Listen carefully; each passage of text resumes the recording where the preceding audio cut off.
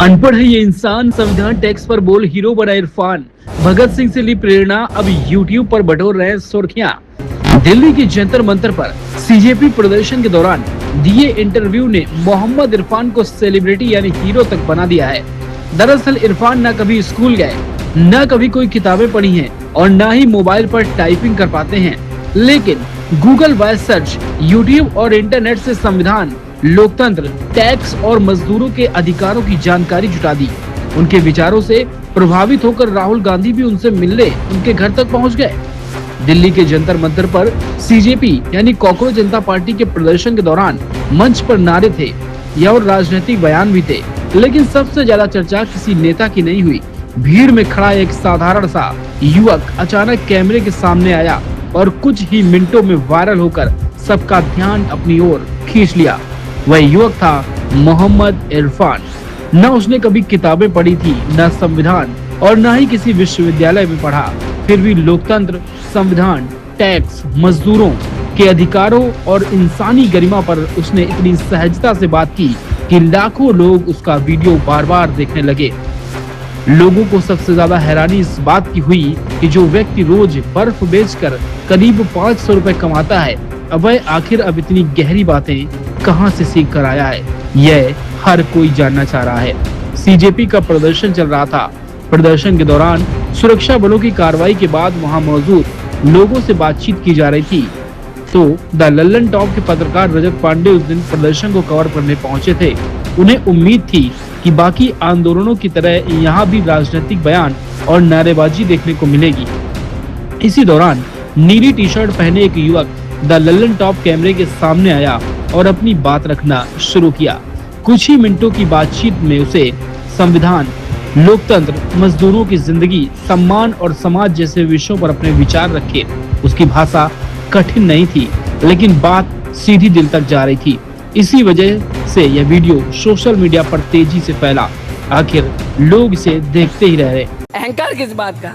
अरे अकड़ना तो मुर्दों की पहचान है, हर पल अकड़ते हैं, हर पल अकड़ते हैं। लेकिन एक जिंदा आदमी अगर ज्यादा देर खड़ा रहे ना तो झुकने लगता है, नहीं जा होता खड़ा। इंसान की जिंदगी ये पहचान है कि वो झुक जाता है। मैंने जब करीब से देखा तो गोरों ने गांधी जी से बात करी, वो हमारे नहीं थे, वो दूसरे देश से आए थे, इस देश में शासन कर रहे थे, हम गुलाम थे, फिर भी उन्होंने हमसे बात करी। उन्होंने हमसे बात करी और इस बात के लिए मनाया कि आप मान जाइए, हंगर स्ट्राइक छोड़ दीजिए, भूख हड़ताल छोड़ दीजिए। ऐसे कई वाक्य इस देश में गुजरे हैं जब कोई एक्टिविस्ट या कोई बुद्धिजीवी वक्त से आने वाला व्यक्ति सरकार के सामने भूखा बैठ गया और जिस तरीके से एक बच्चा अपने माता पिता के सामने नहीं खाऊंगा, मुझे ये चाहिए या वो चाहिए, उसकी वाजिब मांगे माँ बाप मानते हैं और जो नहीं मानने की नहीं मानते हैं, तो रास्ता तो माँ बाप और बच्चे के बीच में भी आता है। वही सेम कंडीशन जब हम अपने सरकार के सामने होते हैं तो सरकार हमारी माता पिता के रोल में होती है और हम बच्चे के रोल में। माता पिता का दिल करुणा और दया, प्रेम और भाव का भरा होना चाहिए, अहंकार का नहीं। अहंकार किस बात का? अरे अकड़ना तो मुर्दों की पहचान है, हर पल अकड़ते हैं, हर पल अकड़ते हैं। लेकिन एक जिंदा आदमी अगर ज्यादा देर खड़ा रहे ना तो झुकने लगता है, नहीं जा होता खड़ा। इंसान की जिंदगी ये पहचान है कि वो झुक जाता है। दिल्ली पुलिस है ना, जंतर मंतर पे हमारी सांसों को भी अपनी कैमरे में कैद कर लेना चाहती है, हमारी सांसों को भी अपने कैमरे में कैद कर लेना चाहती है। लेकिन हम दीदी आपके माध्यम से बोलना चाहेंगे, हम आपसे नहीं डरते, हम आपसे नहीं डरते, आपकी पुलिस से नहीं डरते। हम गांधी के मानने वाले हैं, हम भगत सिंह के मानने वाले हैं, जो कहते हैं कि आप मुझे मार सकते हैं, मेरे विचारों को नहीं, आप मेरे शरीर को कुचल सकते हो, मुझे नहीं, मुझे कुचल सकते हो, मेरी आत्मा को नहीं। समझ रहे हैं?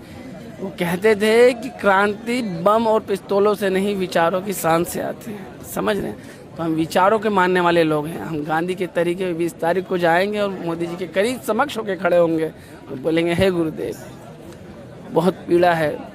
और जिस वक्त से मैं आता हूँ दीदी, उस बारे में बताया मैंने, पता है, मैं उसकी बात आगे कर लूँगा आपसे। बहुत दुख है, तकलीफ है।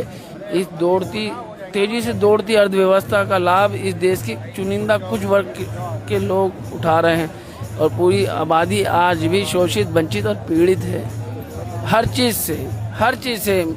मैं इसके बारे में बताऊंगा आपको। तो कहते हैं लड़ाई कहीं से भी हो, अगर वो लड़ाई सच की हो, हक की हो, उस लड़ाई का हिस्सा बनना चाहिए। और मैंने अपनी जिंदगी का आधा हिस्सा तो इस लड़ाइयों में लगाया है, अब तक आधा हिस्सा इस लड़ाई का हिस्से में लगाया है और मेरी आत्मा आंदोलनों पे रहती है।